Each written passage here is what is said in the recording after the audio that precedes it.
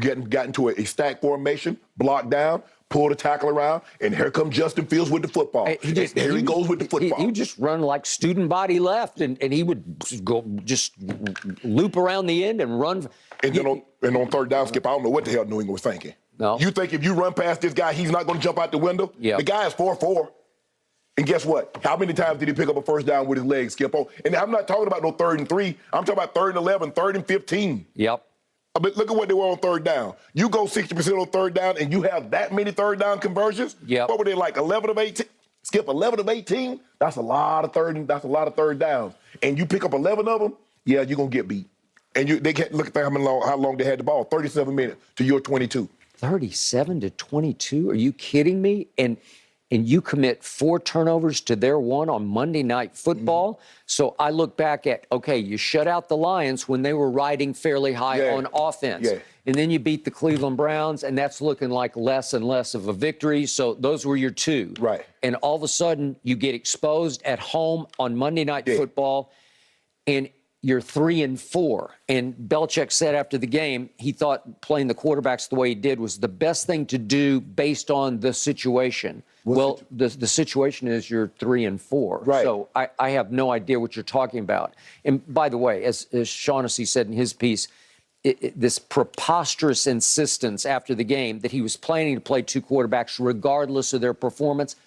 I'm sorry, if you believe that, you believe that Coach Belichick's a genius, and I don't.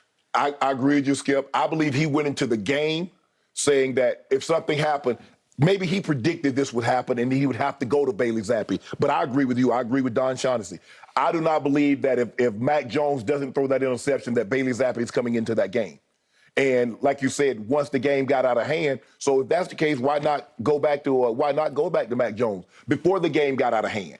I get it. Once the game gets to 30 to 14, okay, the game's for all intents and purposes over. Because remember, Chicago scored 23 unanswered on Belichick at Foxborough. Skip, if that's the case, when Bailey Zappi threw that interception, why didn't you pull him? Well, there are 5 times you could have pulled him. After a while, I kind of wish they would pull him for his own sake. And the fumble with Jacoby Myers. I mean, so there are opportunities. Like I said, there's something probably going on a little more. You know how it is, Skip. Coach Belichick doesn't like anybody to challenge his authority. And when the guy said, no, I'm not having the surgery after they recommended it, no, I want to go get a second opinion. Because I have friends that play for them. Coach Belichick don't ask me any questions about this defense. I'm putting you here, and this is what it's going to be. And if you question, you questioning me like, who? Do you not know who I am? Do you know I coached LT? I won 2 Super Bowls as a D coordinator. I won 6 as a head coach. And you ask me a question about why we're running this defense in this situation? Yep. How dare you? How dare Mac Jones, how dare you second guess me that I don't know? I'm not a doctor, and I think you should have the surgery. The man wanted a second opinion. The surgery is not going to be performed on you, Coach Belichick. It's being performed on him. All right. So this is where you and I have always parted ways. To me, everything that Belichick does now is in response to Tom Brady going down during a pandemic to Tampa Bay and turning the Buccaneers into a Super Bowl champion. Okay. It's hard to fight back against that because now your reputation's on the line. Was it all him or was it mostly you? We go back and forth. You give Belichick 75% of the credit. I give Brady at least 75% of the credit. So what do we know so far? Yep, Brady went down there and won a championship. And in Brady's second go-around, they did win a playoff game against Jalen Hurts and the Eagles, and they did score 24 unanswered points against the soon-to-be champion Los Angeles Rams and brought it all the way back to, 27-all tie. This was at home in Tampa in a playoff game. Right. Before a defensive breakdown on a blown blitz call gave Cooper Kupp a wide-open run straight down the middle of the field for the easiest catch you'll ever see in a playoff game, though Mike Evans might have dropped it. But the point is, he caught it, and it set up an easy walk-off chip shot field goal. Okay, so that's what Brady has accomplished. This year, not so much. Right. 3 and 4. That means both teams are now 3 and 4. New England and Tampa both 3 and 4. Right now, Skip, Brady's in the lead. Okay. Brady he does have that Lombardi. All right. He's got the Lombardi. So what has Belichick done post-Brady in New England?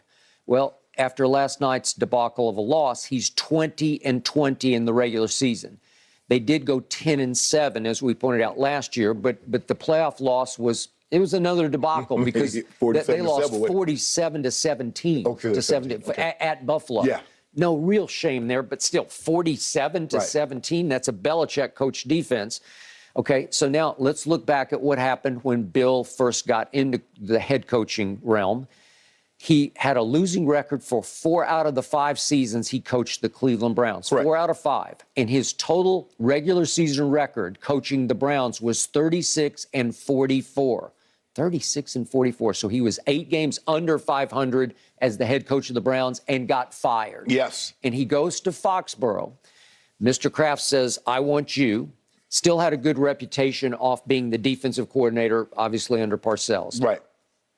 First year, they go in Foxborough 5-11. And I know one of the assistants very well on that staff, and he was ready to put his house up for sale because they quickly fell to 0-2 in Belichick's second year in New England. Right. So that means overall, before somebody fell out of heaven into their laps from the 6th round, Bill Belichick's coaching record when Brady finally took over in the 3rd game of that 2001 season, it was 41-57. Think about that. So Bill Belichick was 41-57 in the regular season before Tom Brady happened. And then the rest is dynastic history from that point on.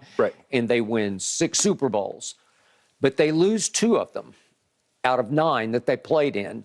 And the 2 they lost, remember, it took Eli, after Brady drove his team for the touchdown. I mean 3. 3. They lost 3, but I'm doing the 2. Okay. Yeah, the 2 of the 3 that they lost. The first one, I'm just putting this in perspective, was the first Eli Super Bowl. And remember, Brady drove them down 80 yards for a touchdown to Randy Moss, so they're up 14-10 with 2 minutes to go in the game. Correct.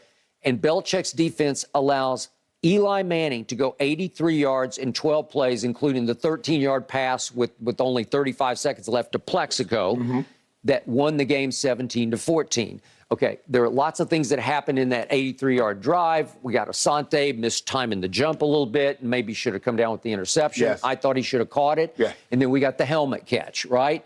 And so a lot of things had to happen. But Eli sacked. Okay, and Eli, on that play, he sacked. He escapes like 4 sacks on that play. A guy who's not very mobile. I don't know how he did it. Throws it down, and Tyrese sticks it against his face mask. I've never seen anything like it before, but it took that, and yet it happened. He gave up an 83-yard drive to lose the Super Bowl 17-14.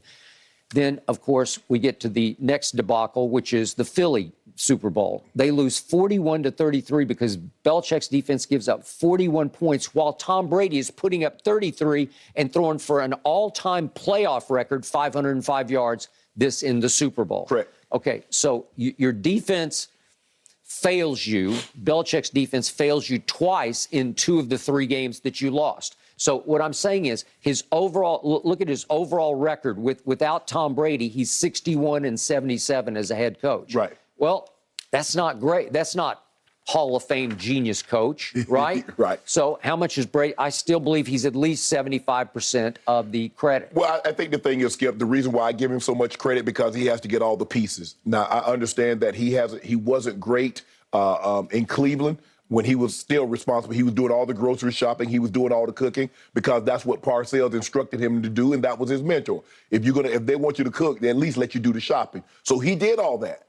But all the pieces that he seemingly got, all the pieces that was necessary in order for Tom Brady to thrive. So, yeah, there is the competition.